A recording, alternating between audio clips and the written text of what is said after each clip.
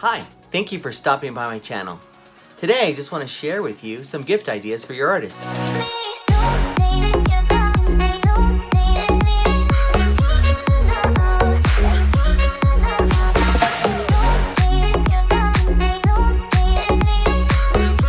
Hi, I'm Thayne Wheeler. I'm a filmmaker, photographer, artist, and educator. So today I would like to share with you some gift ideas that you could buy for your artist or a friend who just wants to dabble a little bit. So of course, I always mention one of the things that you need to get is a sketchbook. Now this one is a pentalic, and what I like about this is that it's just small. It can go into any kind of little bag, suitcase, or anything like that. By the way, this is my conure, who is always curious about what's going on.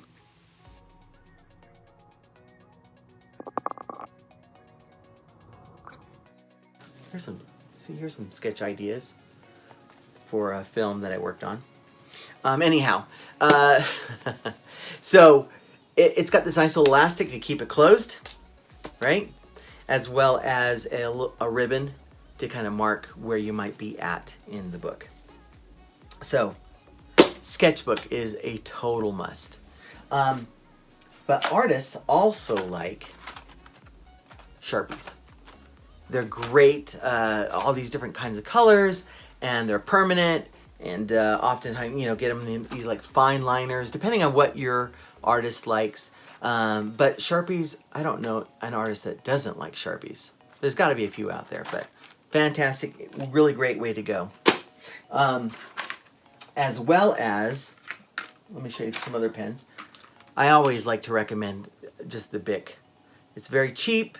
It's not perfect, but it's a really inexpensive,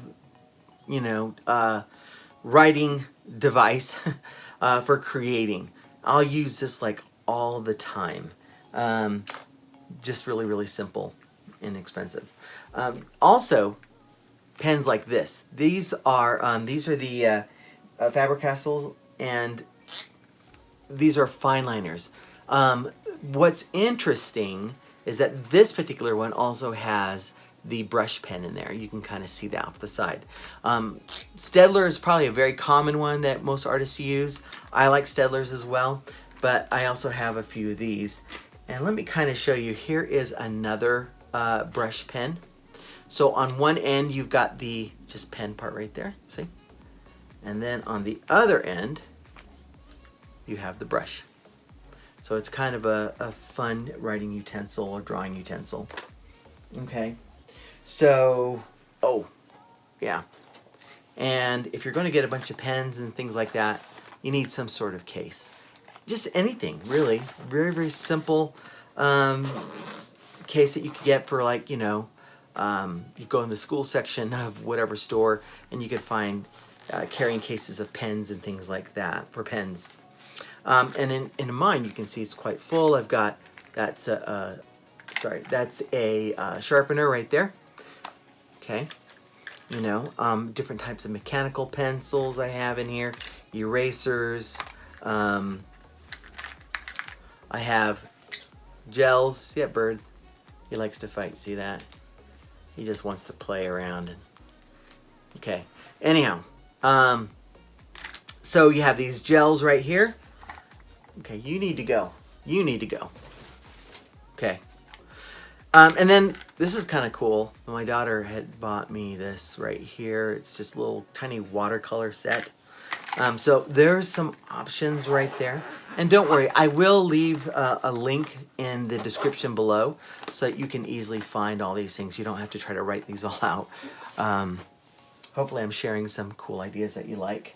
Okay, now let's change it up a little bit. This is really pretty cool. This is Super Sculpey. Okay, and Super Sculpey is a polymer clay. This is what it looks like. This is a big one. They make all different types of colors and smaller sizes as well. But this is a great one to start with. And what's really cool about this polymer clay is that after you sculpt with it, you can actually bake it in the oven. And then after it's been baked, you can sand it, you can drill it, you can paint it, whatever you need to do. So this is really, really cool. I like this a lot. And you can make all kinds of really neat stuff with it. If you do that though, you're going to need some different utensils. And these are just regular like ceramic sculpture types of tools that you could pick up at any art store as well. Okay. But what I really like are actually the dental tools. Okay, because you can get in there and do some really fine detail work on your sculptures. Okay, so there's all different types of little dental tools that you could actually get. So I like that a lot. But if you're doing a lot of detail work, and I actually have a friend that does these little tiny miniatures. I mean, they're really small, and she does this fantastic, amazing work. But having some magnifying kind of headset is going to help. This is this particular one, which is really I like, is that you can remove. Here we go. If I can try to show you, you can remove the magnification part here, this little lens, and replace it with any other lens in here. So they have different magnifications. Very inexpensive. Also, it has a little flashlight. This one's a little light, you can kind of see, but this one's going dead already. I need to put new batteries in it. So very, very cool.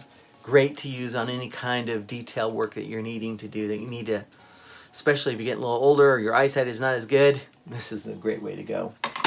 Okay, and I think, yeah, last thing that I have is this Oakley lens for your mobile phone. I have an iPhone, and so this has been really, really cool. And this is a wide-angle lens. It's really huge, and it's just really captures some amazing images. And again, fairly inexpensive. But here's what's also really cool. So let's unscrew the wide-angle part, and then you're left with the macro. Look at the size of that lens. And it's really, it just does these amazing images. It's just been a lot of fun working with it. I've used it for video as well as for photo. And I just keep it in my backpack, and so wherever I go, I'm like, oh, look at that, it's cool. I'm gonna get a picture of that or film this little thing. And then this is the little clip-on right here. Okay. So there's some really fun ideas that you can get for your artists, whether they're into drawing, into sculpting, or maybe into filming or photography. Thank you very much for stopping by. I hope this was a help. Please subscribe, ring the bell for notifications, and I would really appreciate it if you would share it. All right, you have a great day.